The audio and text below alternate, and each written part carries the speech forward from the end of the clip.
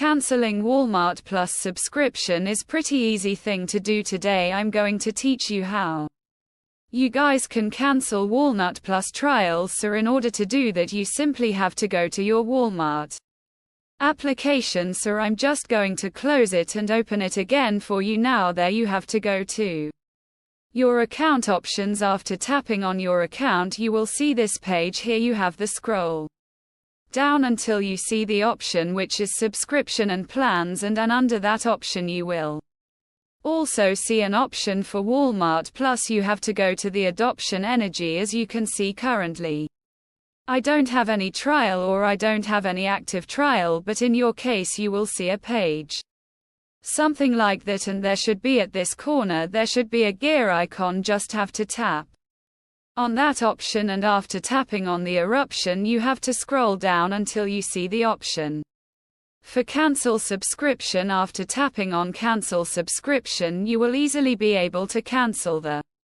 subscription. So that's pretty much it. That's how you guys can do it. Hope you get to find this video helpful.